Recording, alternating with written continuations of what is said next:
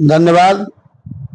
तो आपसे पहला प्रश्न मैं यही करूंगा कि क्या राजनीति में आने से पहले आप क्या करते थे? राजनीति के आने से पहले मैं शिक्षा ग्रहण करता था और शिक्षा ग्रहण करने के बाद 1983 में मैंने शिक्षा छोड़ा। 1984 में मैंने 25 पैसे की भारतीय जनता पार्टी की मेंबरशिप लिया और 2 रुपए में सक्रिय सदस्य बना और 1984 में ही मैं अपने गांव का, जनपद बहराइच था, मलावा का बूथ अध्यक्ष बनाया गया। फिर राजनीति में आप आए और सबसे पहले पार्टी में कौन से पद का कार्यभार आप संभाले? मैंने बताया तो पहले लाइन में खत्म किया, मैं बूथ अध्यक्ष था जी। 84 से 90 तक, 90 से 99 तक मैं सेक्टर अध्यक्ष था। 99 के बाद से लेकर के 2007 तक मैं मंडल में उपाध्यक्ष, मंडल मंत्री, मंडल कोषाध्यक्ष और 16 अगस्त 2007 को हम भारतीय जनता पार्टी के जिलाध्यक्ष बनाए गए और 3 बार मैंने जिलाध्यक्षी का कार्यकाल निभाया है। 2012 में जब मैं चुनाव लड़ा था तो 10 महीने के लिए हम उस पद से हटे थे और चुनाव समाप्त होने के बाद फिर मैं जिला संयोजक बना दिया गया। 2013 में निर्विरोध मैं जिलाध्यक्ष बना।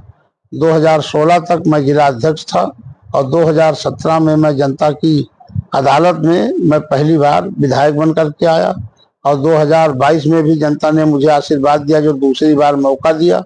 और आपको बताते चले, जब मैं जिलाध्यक्ष था तो 2011 में हमारी धर्मपत्नी पहली बार ब्लॉक प्रमुख इकौना की बनी, फिर 2016 में बनी और वर्तमान में 2021 से अब तक के वो ब्लॉक प्रमुख पद पर पदासीन है।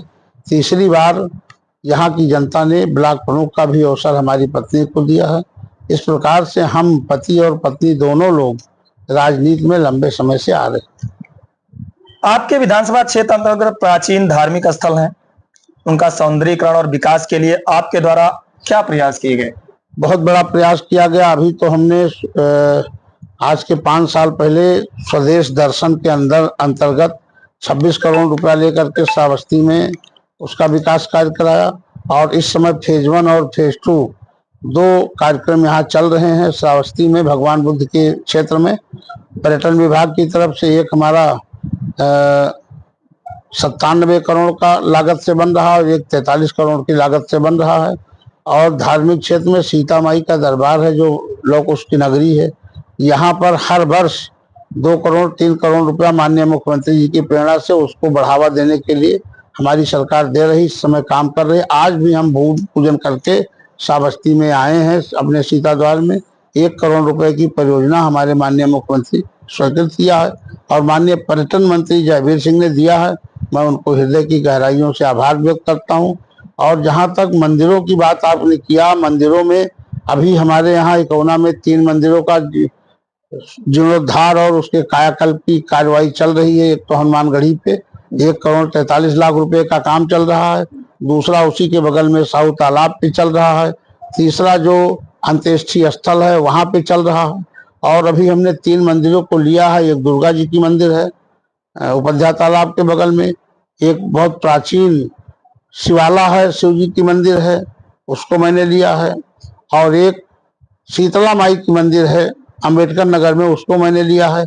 उसका एस्टीमेट बना है। मंदिरों को बढ़ावा देने में योगी सरकार आगे है और उस परिप्रेक्ष्य में काम बहुत आगे चल रहे हैं। आपके क्षेत्र में छात्र छात्राओं और युवाओं के लिए खेल कूद के लिए कोई स्टेडियम नहीं है, बहुत बड़ा स्टेडियम है। प्रयास किया? एक तो जिले में हमारा बृहत स्टेडियम बना है, दूसरा हमारे विधानसभा में ब्लॉक गिलौला में प्रयोगपुर में काम चालू हो गया है। मिनी स्टेडियम 9.5 करोड़ की लागत से हमको मिला है, वो काम शुरू है। और दूसरा इकौना ब्लॉक के लिए वीरपुर चौराहा पर मैंने जमीन चिन्हित करा करके शासन को भेजा है। निकट भविष्य में ये भी स्टेडियम बन जाएगा। खेल कूद के मामले में युवाओं को खेल के लिए कहीं दौड़ना नहीं पड़ेगा। अपने अपने ब्लॉक में जो सरकार की मंशा है कि हर ब्लॉक में हम एक स्टेडियम देना चाहते हैं, उस परिप्रेक्ष्य में हमारे यहाँ स्टेडियम का काम चल रहा है।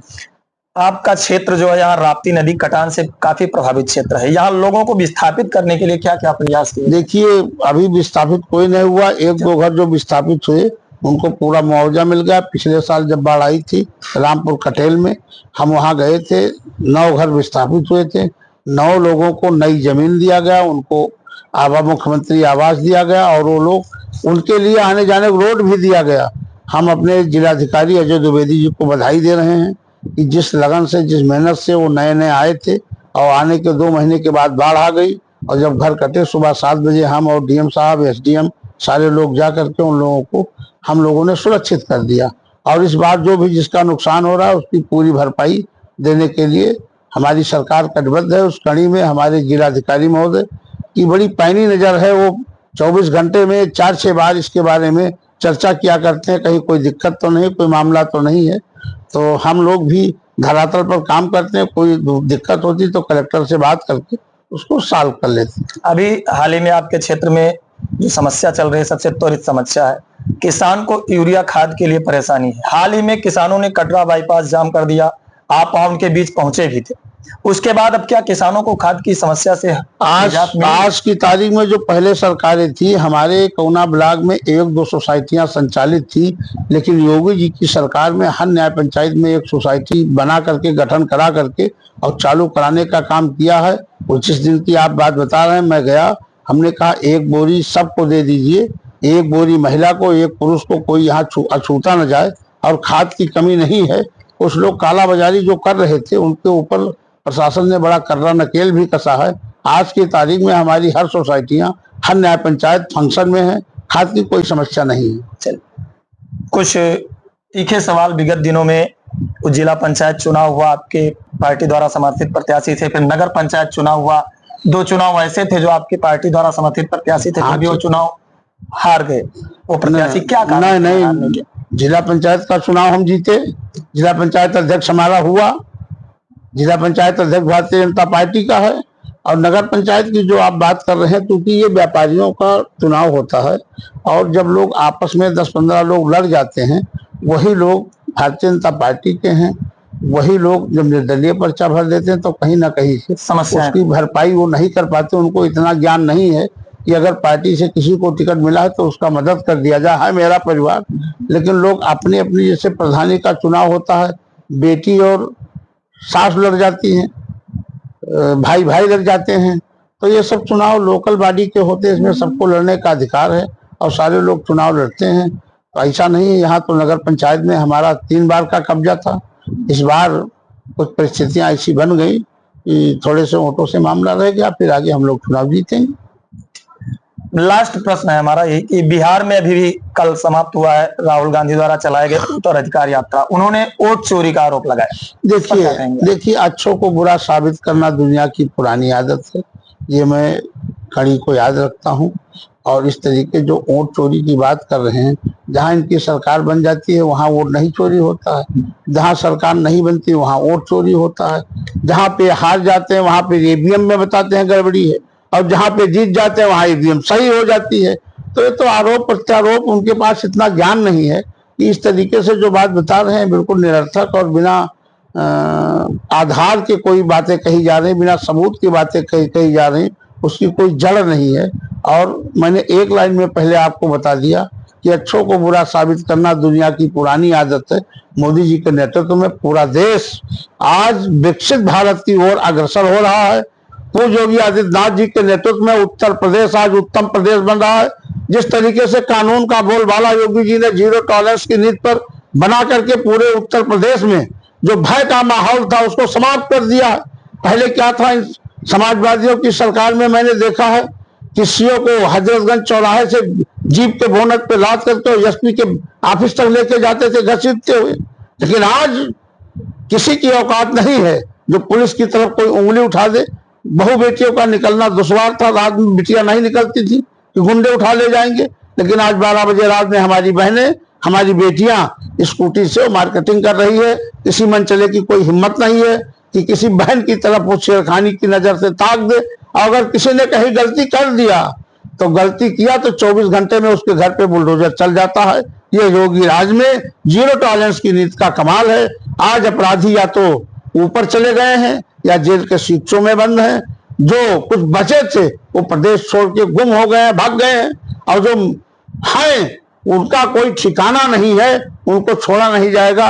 योगी जी के नेतृत्व में अपराधियों के लिए, दंगाइयों के लिए, कोई भ्रष्टाचारियों के लिए कोई जगह नहीं है। शांति का वातावरण का माहौल उत्तर प्रदेश के कर्मयोगी आदित्यनाथ जी के नेतृत्व में दे रहे हैं। और रही बात देश की, जिस तरीके से हमारा देश ये मोदी जी के नेतृत्व में 2014 से चल रहा है, इससे पहले अगर ये लोग, इनकी सरकारें 60-70 साल थी, इन लोगों ने देश को खोखला कर दिया। यही भारत था। जम्मू कश्मीर का मुद्दा देश आजादी से लेकर के इन कांग्रेसियों ने उसको कैंसर पाल रखा था। एक देश में एक निशान, एक प्रधान, एक संविधान की परंपरा को गायब करते हुए एक देश में दो निशान, दो प्रधान, दो संविधान लागू थे। जम्मू कश्मीर में अगर हिंदुस्तान की कोई बेटी की शादी होती थी, उसकी सारी सुविधाएं समाप्त करते हुए उसकी नागरिकता समाप्त कर दी जाती थी। पाकिस्तान में होती थी तो उसको प्रोत्साहन मिलता था। आज हमारे देश के यशस्वी प्रधानमंत्री और गृह मंत्री अमित शाह जी के नेतृत्व में धारा 370 और 35 से खत्म करके पूरे देश में जो एक सूत्र में बांधने का काम किया है, वो मोदी है तो मुमकिन है। मोदी के राज में ही ऐसा हुआ है। और आज हमारे मोदी जी ये 51 देशों के अध्यक्ष बन चुके हैं। आज वही अमेरिका है। जब ये मुख्यमंत्री थे तो अमेरिका ने वीजा नहीं दिया था, इनको पास नहीं दिया था।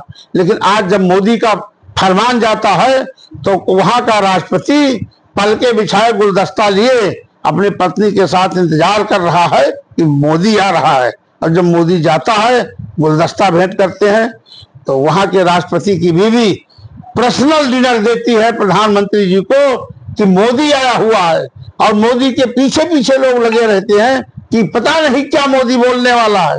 आज वही मोदी है जो पूरे देश में देश की अर्थव्यवस्था को पूरी तरीके से सुदृढ़ कर दिया है। सड़क के मामले में, बिजली के मामले में, पानी के मामले में, कृषि के मामले में, नहर के मामले में, स्वास्थ्य के मामले में, शिक्षा के मामले में, जितना हाईटेक काम मोदी जी के नेतृत्व में हुआ है, ये कभी नहीं हुआ। अगर कहीं 14 में सरकार कांग्रेसियों बन जाती तो ये देश हमारा फिर से गुलाम हो जाता। लेकिन प्रभु की कहीं ना कहीं मंशा है कि प्रभु की इच्छा थी कि जो मोदी जी का पदार्पण हुआ और मोदी जी देख रहे हैं, मोदी जी ने जो एक अभी संकल्प लिया है विकसित भारत, उन्होंने 2047 तक विकसित भारत का संकल्प लिया है कि 2047 तक विकसित भारत करेंगे। तो उसी कड़ी में हमारी सरकार काम कर रही है। किसी प्रकार की कोई व्यवधान नहीं है। और वैसे तो हर जगह विरोध करने वाले लोग होते हैं, जिसकी जो मर्जी होती है वो करता। अच्छा काम करने वाले को जो जनता है वो सराह रही है। आज कोई ऐसा घर नहीं है जिस घर में मोदी की कोई ना कोई योजना ना गई हो।